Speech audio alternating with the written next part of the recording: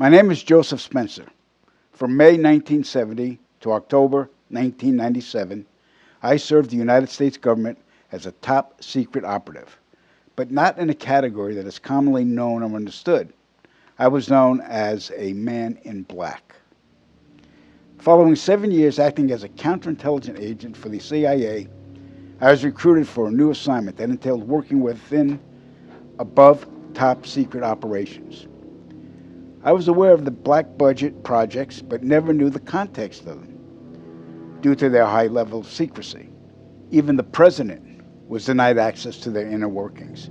Annually, billions of dollars are poured into black projects, which operate without any supervision or intrusion.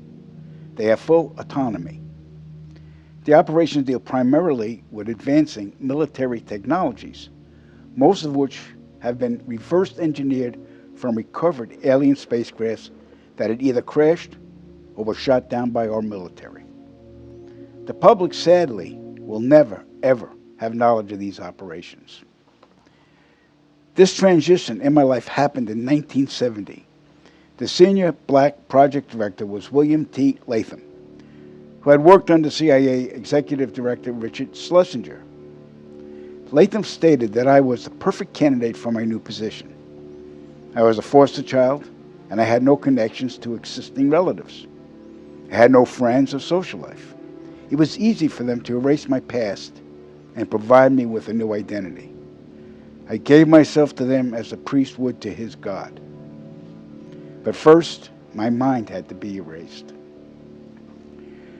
I was injected with various forms of mind-altering drugs, LSD, heroin, mescaline, morphine, sodium pentothal, and more. Drug-induced hypnosis followed with antegrade and retrograde amnesia. The goal was to program me to do two things: kill and forget. After 9 months of programming, I had become a man in black. What I later discovered was that not all the men in black were human. About a third were alien hybrids. Their distinctive feature was the absence of whites in their eyes, giving the impression of empty eye sockets.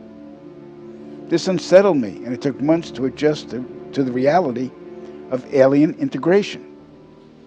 My assignments largely dealt with UFO sightings and crash sites. In August of 1971, I witnessed my first UFO crash site just north of Edwards Air Force Base in California.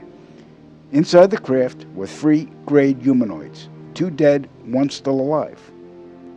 Also in the craft was a human female abductee. The alien humanoids were transported to the base, but 2 witnesses had arrived before us and took several photographs. The first surrendered his camera, but the second fled. When we apprehended him, he resisted, and I was ordered to silence him, which I did. The killing of witnesses was executed with a wand that acted very much like today's taser, but the voltage from the wand would cause immediate cardiac arrest, and the victim's death would be attributed to natural causes. We silenced countless victims, not only men, but women of all ages and even teenagers. The following day, after each kill, our memories were reset so we would have no recollection of the murders. A good majority of the victims were ufologists and whistleblowers. Among the ufologists I personally silenced were Paul William Cooper, Milton Vigay, Claude Monroe, Anthony Vargas, and noted documentarian Samantha Willis. When my wand malfunctioned with Samantha, I resorted to strangulation. She fought for her life for almost 2 minutes. In recalling this act, I stared into her pleading eyes for the entire duration with absolutely no remorse, guilt, or feelings. That was how effective the mind conditioning was. And it's her face that haunts my dreams more than anyone's to this day. So they stuffed out a documentarian. Yep. Well, that's not good to hear. Yeah. All right, we're going to move on. In 1954, Dwight Eisenhower signed what's known as the Granada Treaty with the alien gray race. In exchange for shared alien technologies, The Greys were allowed to abduct a number of humans annually for medical examination. The Greys also demanded anonymity from the public. A short time later, human technology took a giant leap forward with circuit chips, fiber optics, and lasers.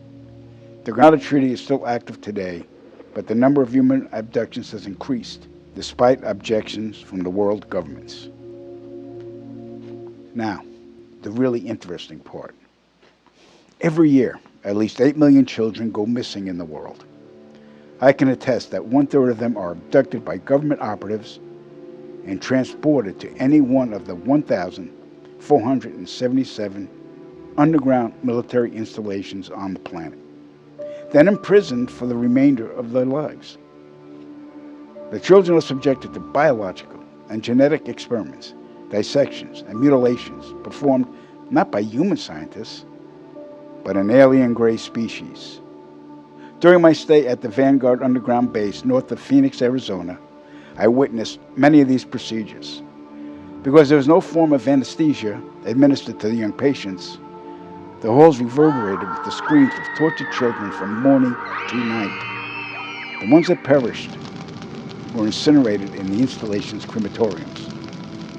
My point of contact at this base was Lieutenant Colonel Charles T. Leninger, and he was a human-alien hybrid. And get ready for this. In 1994, the World Population Summit in Cairo, Egypt, had 160 nations participate, where they all agreed that the human population was out of control and must be stopped because the world is running out of resources. An agreement was formed that would mandate the reduction of humans from 6 billion to 800 million by the year 2030. This meant finding a method or methods to wipe out nearly 95% of the population. Solutions were discovered, investigated, tested, then created, and have been in full force since. The procedures have been inflicted onto the human race are as follows. 1. Toxic levels of chemically enhanced fluoride have been secretly added to our drinking water over the last 20 years in every city and community on the planet. I personally oversaw the delivery of fluoride barrels to Denver, Chicago, Tampa, and Minneapolis water departments. The adverse effects of fluoride poisoning to the human body are numerous and debilitating. The effects to children is damage to their neurological development, among other serious ailments. 2. Man-made viruses and diseases. The AIDS virus, which was a designer byproduct of the American Disease Institute, was distributed through vaccines to the public in 1980. Instituted as a preliminary population control tactic, the results were successful and led to more lab-produced viruses that have since been unleashed onto the public.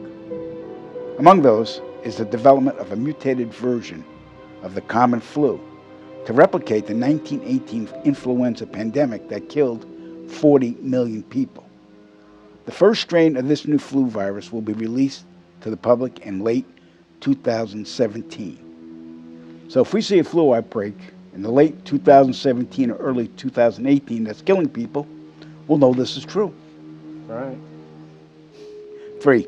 Killing us from the air with neurotoxins, barium chloride, cancer microbes, and viruses by way of chemtrails, released into the skies daily over all inhabited regions by military aircrafts. The effects of these toxins are severe and over time lethal, causing respiratory ailments, cancer, damage to the immune systems, and sterilization in men. Since the chemtrail plan was implemented, sperm count in men has dropped nearly 50%. If this isn't reversed soon, the human race will face early extinction. Now the grand finale. This is some scary shit. In March 1997, an event known as the Phoenix Lights became the most infamous UFO sighting in history. A mile-wide vessel, clearly not man-made, flew slowly and silently over the state of Arizona and was witnessed by 10,000 people, including the governor of Arizona. To date, there has been no reasonable explanation. But for every witness interviewed, the craft was as real as anything they'd ever seen. Their lives were transformed. They now believe that we truly are not alone. However, there is another truth, for I know what they really saw.